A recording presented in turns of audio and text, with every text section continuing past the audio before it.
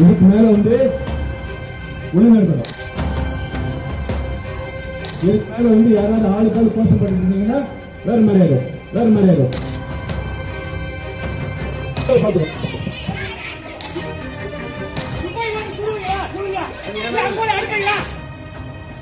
விருதுநகர் மாவட்டம் சாத்தூர் பக்கத்தில் சின்ன காமன்பட்டின்ற ஊரில் நேற்று ஒரு பட்டாசாலையில் வெடி விபத்து. 8 பேர்கிட்ட இறந்துட்டாங்க, 5 பேருக்கு மேலே படுகாயம். இவங்க அத்தனை பேருடைய உடம்பும் வந்து விருதுநகர் அரசு மருத்துவக் கல்லூரி மருத்துவமனையில் தான் அந்த உடற்கூறு ஆய்வுக்காக நேற்றுலேருந்து வைக்கப்பட்டிருக்கு. அந்த உடல்களை பெற்றுக்கொள்வதற்காக அந்த உறவினர்கள்லாம் காத்துட்ருக்காங்க. ஒரு கட்டத்தில் எல்லா உறவினரும் ஒன்று திரண்டு கேட்குறாங்க. உடனே மருத்துவமனை வளாகத்துக்குள்ளே வாங்க, நம்ம பேச்சுவார்த்தை நடத்தி உங்களுக்கு உடம்பு தரோன்ற மாதிரி போலீஸ் தரப்பில் சொல்கிறாங்க. இதை கேட்டுட்டு எல்லா உறவினர்களும் உள்ளே போகிறாங்க. உள்ளே போய் கேட்டு இருக்கும்போது திடீர்னு மாவட்ட எஸ்பியாக இருக்கக்கூடிய கண்ணன், மாவட்ட காவல்துறை கண்காணிப்பாளர் கண்ணன் வந்துட்டு மைக்கை எடுத்துக்கிட்டு, இதுக்கு மேலே அனைவரும் ஒழுங்காக இருக்கணும், ஆளாளுக்கு ஒன்று பேசுனீங்க வேற மாதிரி போயிடும் அப்படின்ட்டு மிரட்டுற மாதிரி பேசினார். இதுக்கு மேலே வந்து ஒழுங்கா இருக்கணும். இதுக்கு மேலே வந்து யாராவது ஆளுக்கால் கோஷம் பண்ணிட்டு இருந்தீங்கன்னா வேற மாதிரி ஆகும்.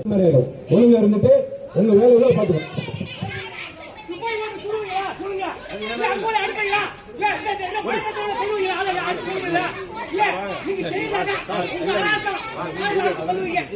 ஏற்கனவே தங்க சொந்த பந்தங்களை பறி கொடுத்துட்டு அனாதரவா நிக்கிற அந்த மக்கள்கிட்ட போயிட்டு மிரட்ட வேண்டிய தேவை என்ன?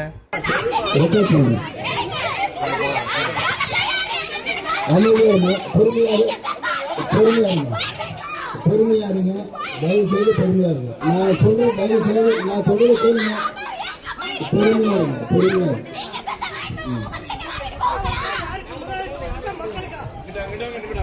அடுத்தடுத்து இந்த காவல்துறையினுடைய அத்துமீறல்கள் வெளிவந்துட்டு இருக்கிற சமயத்துல பொதுமக்கள்கிட்ட இணக்கமா போக வேண்டிய ஒரு காவல்துறை இப்படி உயிரை பறி கொடுத்து விட்ட அந்த உறவினர்கள்கிட்ட இவ்வளவு ஆவேசமாவில் ஆத்திரமாவில் இல்லை கோபாபாசமாவோ பேச வேண்டிய தேவையே இல்லை. ஆனால் இந்த மாவட்ட காவல்துறை கண்காணிப்பாளர் கண்ணன் மிரட்டக்கூடிய அந்த காட்சியில் நம்மளால வீடியோவில் தெளிவாக பார்க்க முடியுது.